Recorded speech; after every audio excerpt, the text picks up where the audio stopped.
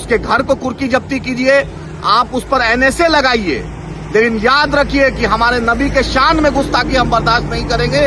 हम पूरे बिहार में चक्का जाम इस मुद्दे पर करेंगे। हमारे रमजान का ये मुकद्दस महीना चल रहा है और आप हमारे कुरान शरीफ पर बोल रहे हैं, हमारे नबी के शान में गुस्ताखी कर रहे हैं, हमारे खिलाफ खुलफाए राशिदीन के नाम पर गुस्ताखी कर, ये बर्दाश्त नहीं हो सकता। याद रखिए, मुसलमान को अपनी जान से, अपने आले औलाद से, अपने घर बार, सबसे ज्यादा अपने नबी से मोहब्बत है कि हमारे जज्बात और एहसासात से मत खेलिए, हमारे सब्र का इम्तिहान मत लीजिए। अल्लाह के वास्ते, अल्लाह के रसूल के वास्ते। मुख्यमंत्री जी और सम्राट चौधरी गृह मंत्री आप हैं, डीजीपी साहब और नालंदा एसपी से अनुरोध करता हूं कि हमारे जज्बात और एहसासात के साथ खिलवाड़ हो रहा है।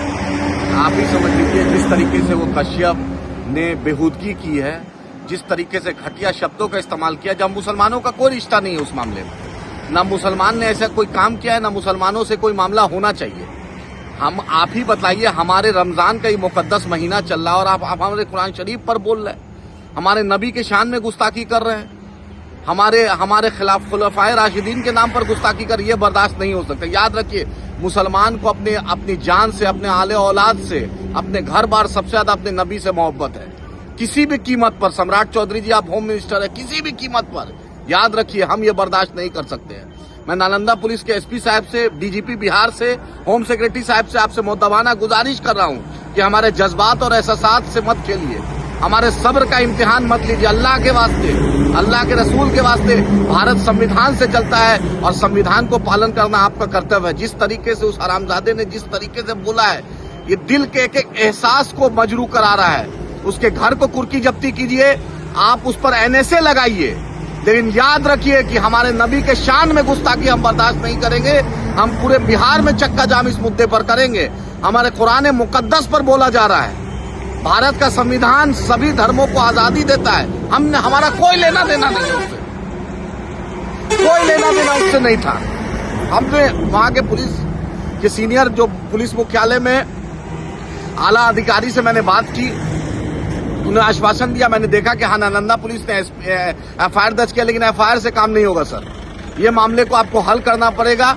आप ईद से पहले इसकी गिरफ्तारी होनी चाहिए, किसी भी कीमत पर इस पर एनएसए लगाइए, इस पर गिरफ्तारी होगी। हम होम मिनिस्टर साहब से, सम्राट चौधरी जी, आपका मुसलमानों से अच्छा रिश्ता रहा है, आप पुराने समाजवादी घर के रहे हैं, और मैं बिहार के गवर्नर साहब, आप भी एक मुसलमान हैं। मैं मुख्यमंत्री नीतीश जी से भी अनुरोध करता हूं कि आप वक्त के मुख्यमंत्री हैं और नालंदा आपका गृह जिला, ईद से पहले उसकी गिरफ्तारी होनी चाहिए, एनएसए लगना चाहिए। नालंदा एसपी से फिर से अनुरोध करता हूं कि इलाके के शांति सौहार्द बनाने के लिए, बिहार के शांति सौहार्द बनाने के लिए इस मामले उसको गिरफ्तारी करें। नहीं तो एमआईएम का 5वें एमएलए के साथ हम डीजीपी साहब से मिल रहे हैं ईद के दूसरे दिन। हम इस मामले में कतई हम बर्दाश्त नहीं करेंगे।